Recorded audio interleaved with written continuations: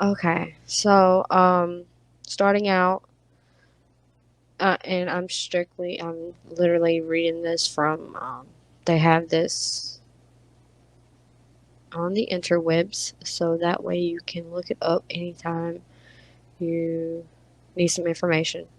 Um, well, for World of Google. So the special events unit consists of one lieutenant, two sergeants, and one officer. The unit is responsible for staffing all special events inside Houston. This unit schedules any number from a few officers to a few hundred officers per event. Staffing can be okay. Staffing can be a logistical nightmare, but this full-time unit keeps the city moving. This unit coordinates parades, fun runs, festivals, and civic celebrations. The unit reviews all city permits for functions that involve a city street. Um, they are ultimately in charge of deciding times, routes, and roads to be closed. When you attend a major function such as the Power Over Houston or the Super Bowl festivities, the entire plan and staffing of the event is the work of this small but efficient unit. Okay. Houston's police chief spoke with Travis Scott about safety before a deadly crowd surge left. Blah, blah, blah, before a deadly crowd surge left 8 people dead at the Astro World Festival. Goodness gracious! Talk today. All right, this was posted on November 9th, 2021. Um, let's see. Before rapper Travis Stock, he got a new name now. I'm getting it again. Before rapper Travis Scott took the stage Friday night at his sold-out Astro World Festival, Houston's police chief had a brief and respectful meeting with him to discuss safety concerns. Um, and this quote is from Chief Troy Finner. I probably butchered that man's name. My apologies. I met with Travis Scott and his head of security for a few moments last Friday prior to the main event. Um, I expressed my concerns regarding public safety and that in my 31 years of law enforcement experience, I have never seen a time with more challenges facing citizens, including a pandemic and nationwide social tension, Finner said. Um, I asked Travis Scott and his team to work with HPD for all events over the weekend and to be mindful of his team's social media messaging on any unscheduled events. The chief's statement did not mention any response. The meeting was first reported by the New York Times. CNN has reached out to Scott's representatives for comment. The concert devolved into a catastrophe after a crowd surge among the 50,000 fans. Catastrophe. Catastrophe. I'm sorry. I don't know how to read today. 50,000 fans ended with 8 people dead. Um, they just reported a ninth person. So, um, my condolences with their families. Um, I couldn't imagine if that was my loved one, you know. Okay. A civil lawsuit.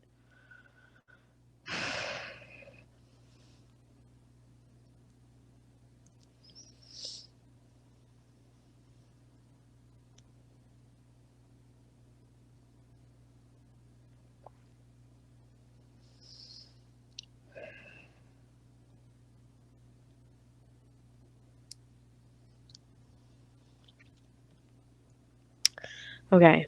A civil lawsuit has already been filed against Scott, who organized the festival, along with promoter Score More, and entertainment company Live Nation.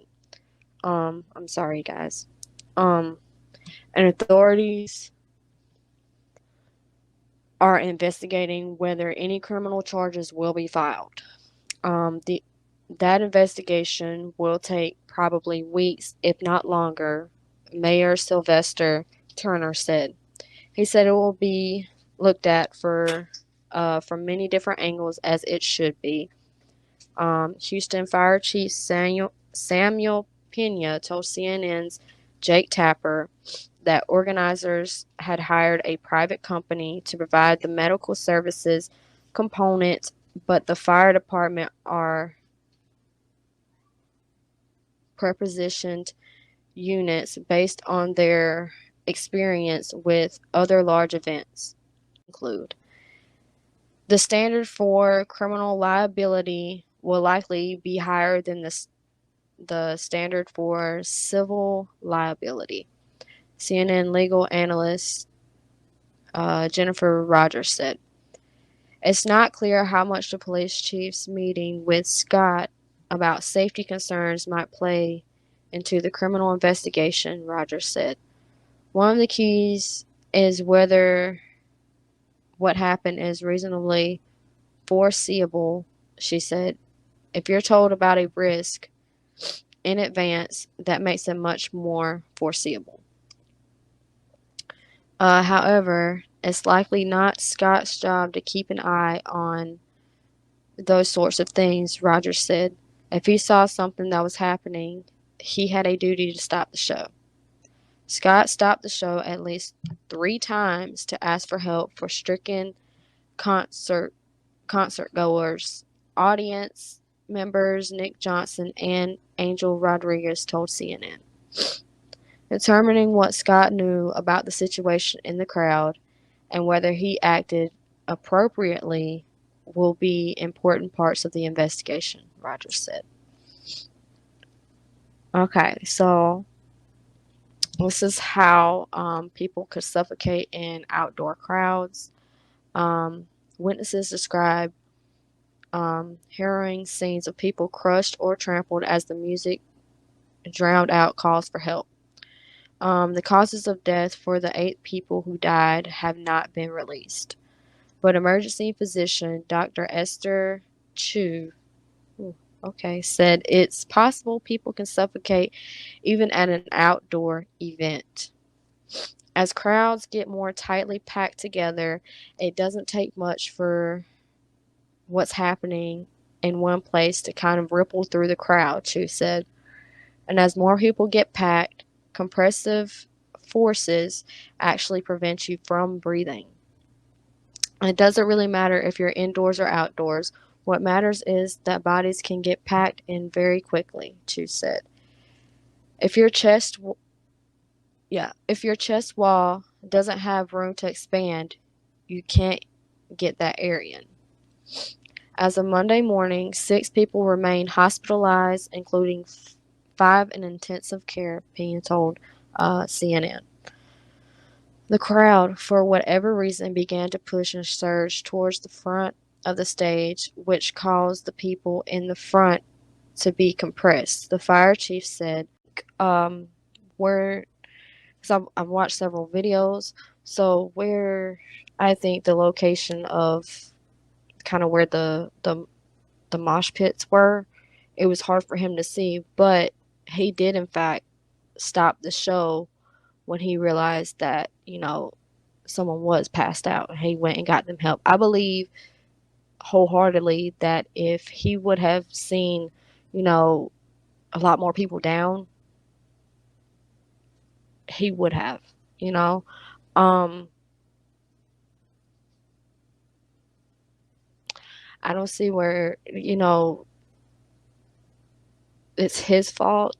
Um I think it was lack of communication, and I think a lot of it was the emergency or the EMT or whoever was kind of like maybe didn't want the crowd to panic. So if you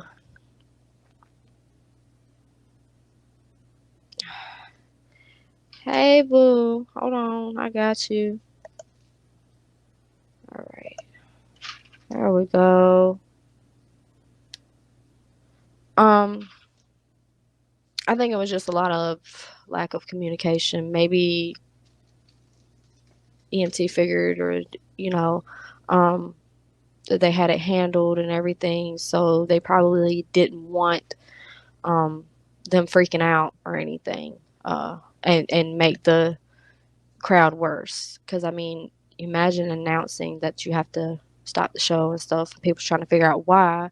Then you have people that are actually having a good time mad, like what, what's going on. And then, of course it would be a good thing to get people that needed the help, you know um get them some help or whatever. But I guess they figured, we got it handled. We're not gonna, worry about it. We'll, you know but when he did spot something going on, I do um I did see where he did stop the show long enough to get that person some help, or and he did do a wellness check. So um um so let's see. I've been studying very hard of the location of the mosh pits, and wondered to myself, how was Travis Scott able to see what was going on? I'm sure, like any other decent human being, he would do a wellness check on everybody, and anybody that needed help, he would direct EMT to that location where help was needed for assistance. Um, I've seen traumatized teenagers trying to get a cameraman's attention, and I see the frustration that others may have felt about this.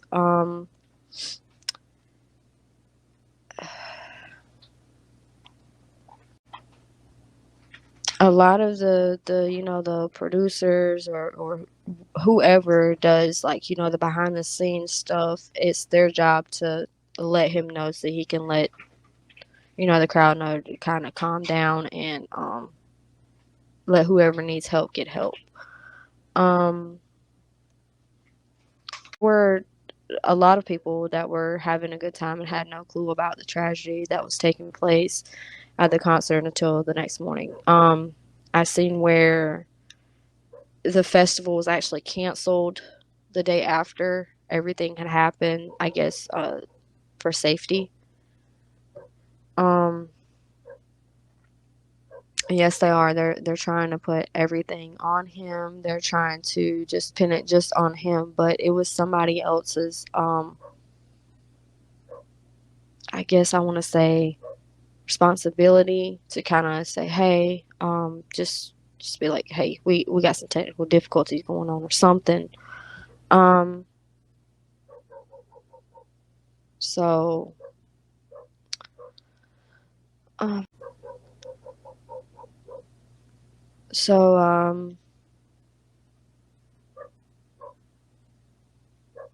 I seen where this was all planned, or it was a ritual, or he planned for this to happen, blah blah blah. Nobody plans to be, not a decent human being. Everybody that has some sense can be a decent human being. They have to be.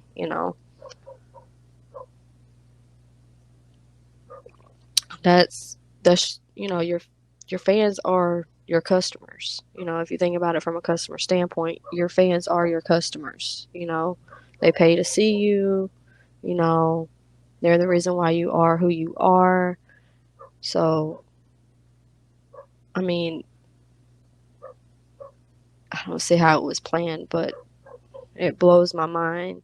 What else? And then the burning bird. I've seen a lot of conspiracy theory videos about the burning bird. That that bird is called a phoenix, and it's actually a mythical creature ascending from Greek mythology. Um, I found many articles on what the bird is, and they live to be, I think they live to be like 500 years old, is what I've seen. And what they do is when they're ready to, I guess, in their lives or what have you, they pretty much set themselves on fire. Like, it's weird, but it's creepy. Um, so, okay, let's see.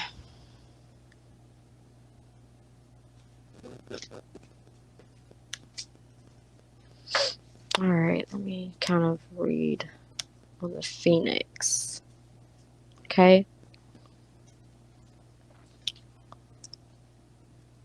And it's a pretty bird, like a real pretty bird. All right, let's see. What is a phoenix? The story of the phoenix is legendary and is likely one of the most well-known ancient myths in modern day. The legend is famous for the many elements it is said to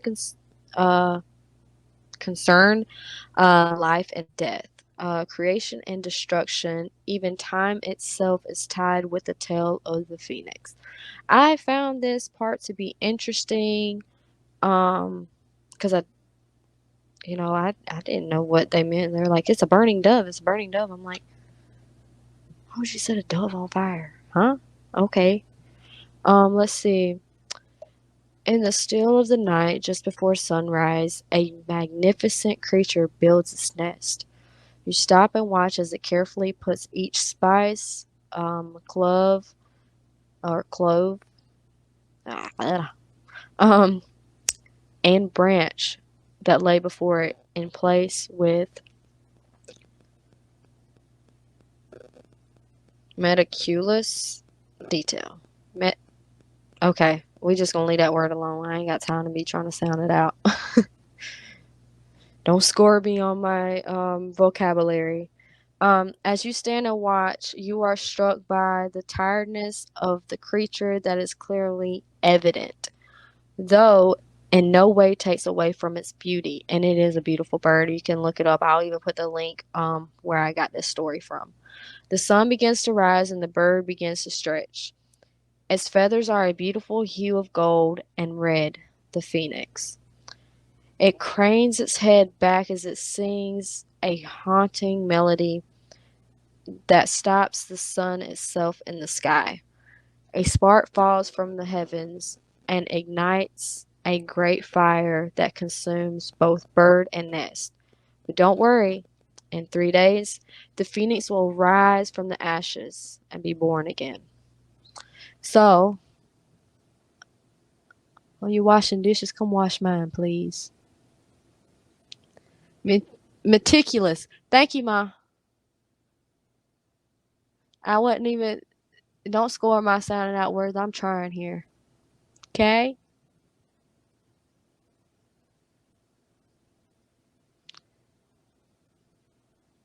They live for 500 years. I looked it up just to kind of get a background of what that bird was. Um, yeah, they live up to 500 years. They're supposed to be like an immortal creature or something. It's just a myth, like one of Greek's famous myths or whatever. Um, and I found it interesting.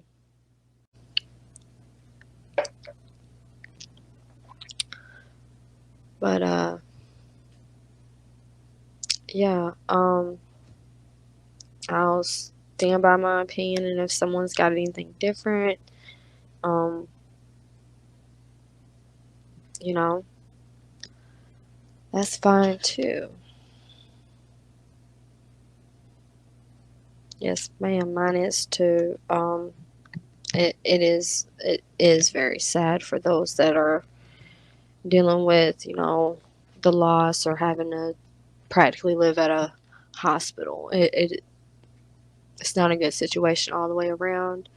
Um, and I just couldn't imagine.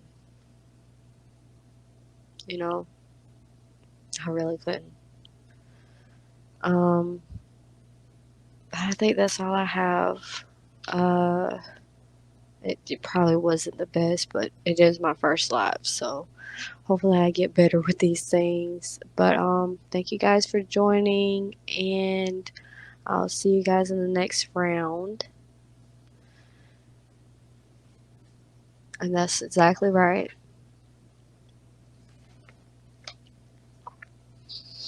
Alrighty. Well, bye you guys.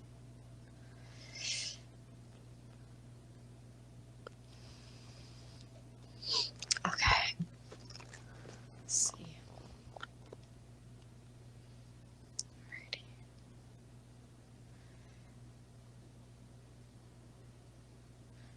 Let me change that. The frantic wave. Bye.